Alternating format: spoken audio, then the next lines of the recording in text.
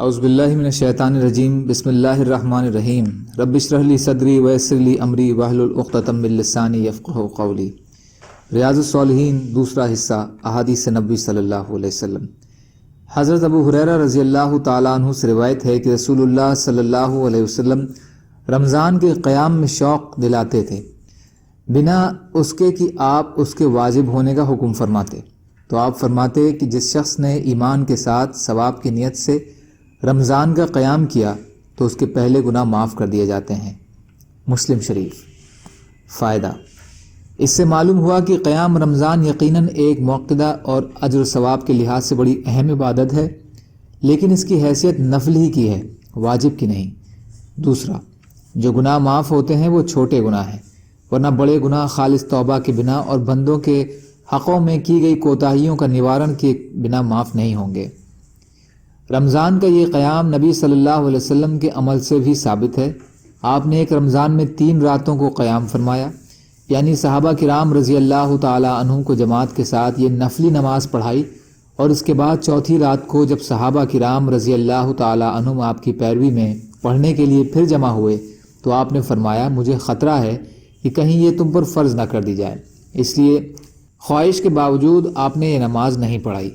3 راتوں میں آپ نے کتنی رکعت پڑھائیں؟ یہ صحیح احادیث کی روح سے 8 رکعت اور 3 وتر سمیت 11 ہیں۔ چوتھا، احادیث میں اس نفلی نماز کو قیام رمضان سے ہی تعبیر کیا گیا ہے، بعد میں اس کا نام تراویح قرار پایا گیا۔ تراویح اسی تراویحہ کی جماعت ہے۔ اس میں صحابہ اور تابعین چونکہ سنت نبوی صلی اللہ علیہ وسلم کے مطابق لمبا قیام کرتے تھے، اس لیے ہر 2 بار سلام پھیرنے یعنی 4 رکعت کے بعد آرام اور راحت کے لیے وقت ہوتا تھا۔ یوں اس کا نام تراویح پڑ گیا، کیونکہ 4 رکعت کو تراویحہ کہا جاتا تھا۔ تراویح تراویحہ کی جمع ہے۔ تراویح اصل میں تہجد ہی کی نماز ہے، رمضان المبارک میں لوگوں کی آسانی کے لیے، تاکہ ہر شخص اس کی فضیلت حاصل کر سکے۔ اسے عشاء کی نماز کے فوراً بعد ہی پڑھ لیا جاتا ہے، تو تہجد کا شروع وقت ہے۔ اس کا جماعت سے پڑھنا تو خود نبی صلی اللہ علیہ وسلم سے ثابت ہے۔ آپ نے 23ویں، 25ویں اور 27ویں رات میں تراویح کی نماز پڑھائی، لیکن آپ کے بعد حضرت عمر رضی اللہ تعالیٰ عنہ نے اپنے دور خلافت میں اسے دوبارہ جماعت سے پڑھنے کو شروع کیا، اور اس کے لیے حضرت ابی بن کعب اور حضرت تمیم داری رضی اللہ تعالیٰ عنہ کو حکم دیا کہ وہ لوگوں کو 11 رکعت تراویح میں وتر پڑھایا کریں۔ موطا جب سے یہ سلسلہ قائم ہے جاری ہے۔ 7، کچھ لوگ کہتے ہیں کہ جماعت سے تراویح ادا کرنا بدعت ہے، کیونکہ اس کا رواج حضرت عمر رضی اللہ تعالیٰ عنہ کے کال میں شروع ہوا، لیکن یہ بات صحیح نہیں ہے۔ خود نبی صلی اللہ علیہ وسلم کا اسے جماعت سے پڑھانا ثابت ہے، پھر یہ بدعت کیوں قرار پایا جا سکتا ہے؟ بیچ میں صرف وقفے سے تو یہ عمل بدعت نہیں ہو جائے گا۔ نبی صلی اللہ علیہ وسلم نے تو صرف فرضیت کے اندیشے سے اس کو جاری نہیں رکھا، ورنہ آپ کی تو یہی خواہش تھی کہ اسے پڑھا جائے۔ پھر جب فرضیت کا اندیشہ ختم ہو گیا تو عمر رضی اللہ تعالیٰ عنہ نے اسے اجتماعی رنگ دے کر یقیناً نبی صلی اللہ علیہ وسلم کی ہی خواہش کو پورا کیا اور آپ کے عمل کو ہی آگے بڑھایا ہے۔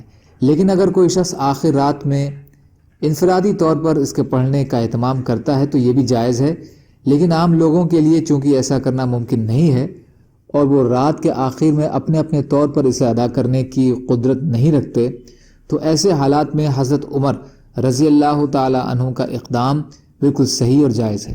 اگر ایسا نہ کیا جائے تو کچھ لوگوں کے سوا عام مسلمان قیام اللیل کے اجر و ثواب سے محروم رہیں گے، جو ایک بہت بڑی محرومی ہے۔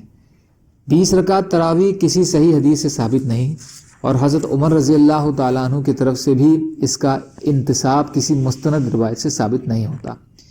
ایک منقطع روایت میں ایسا دعویٰ کیا گیا ہے، البتہ یہ کچھ روایات سے ثابت ہے کہ عمر رضی اللہ تعالیٰ عنہ کے وقت میں لوگ 20، 36، 40 الگ الگ تعداد میں نماز پڑھا کرتے تھے، جس سے زیادہ بطور نفلی 8 رکعت سے زیادہ پڑھنے کی مقبولیت نکالی جا سکتی ہے۔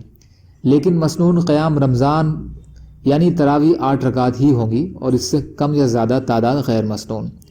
تفصیل کے لیے کتاب انوار مسابی، مولانا نذیر احمد رحمانی، مرروم۔ تراویح یعنی قیام رمضان میں لمبا قیام مسنون ہے، لیکن اس کے ساتھ ساتھ یہ بھی ضروری ہے کہ قرآن مجید سلسلے وار طور سے پڑھا جائے۔ بہت سے قاری اتنی تیز قرآن پڑھتے ہیں کہ یعلمون تعلمون کے علاوہ کوئی الفاظ سمجھ میں نہیں آتے ہیں۔ اس طرح قرآن پڑھنا ثواب کی بجائے عذاب کا باعث ہے۔ اسی طرح اب کچھ وقت سے ایک اور طریقہ چل پڑا ہے کہ کچھ روز میں قرآن مجید ختم کر دیا جاتا ہے۔ تراویح میں 8 10 پارے بڑی تیزی سے پڑھے جاتے ہیں۔ سننے والے ہزاروں نہیں لاکھوں کی تعداد میں ہوتے ہیں جو زیادہ تر کاروباری ہوتے ہیں۔ یہ حضرات شاید اس طرح کچھ روز میں قرآن سن کر اپنے دل کو تسلی لیتے ہوں گے کہ ہم نے تراویح میں پورا قرآن مجید سن لیا ہے، اب پورا رمضان یکسوئی سے کاروبار کریں گے اور عید کا سیزن کمائیں گے۔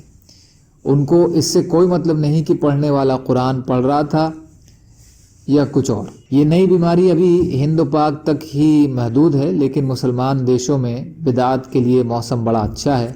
ہر جگہ بدعات خوب پھیل رہی ہے، بلکہ سارا دین ہی بدعات پر رہ گیا ہے اور اصل دین کا کسی کو پتہ ہی نہیں ہے الا ماشاء اللہ۔ جب مذہبی رہنماؤں کے یہاں بھی بدعت ہی کی ساری اہمیت ہو تو لوگوں کو اصل دین سے جانکاری بھی کیوں کر ہو سکتی ہے۔ اللہ تعالیٰ کہنے سننے سے زیادہ عمل کی توفیق عطا فرمائے، اور مظلوم کشمیریوں، فلسطینیوں اور دیگر ممالک میں جہاں بھی مسلمان بھائی بہن پریشان حال ہیں، یا اللہ آپ ان کی مدد فرمائیے اور ہم کو بھی اپنی استعداد کے بقدر اپنا حق ادا کرنے والا بنائیے، آمین۔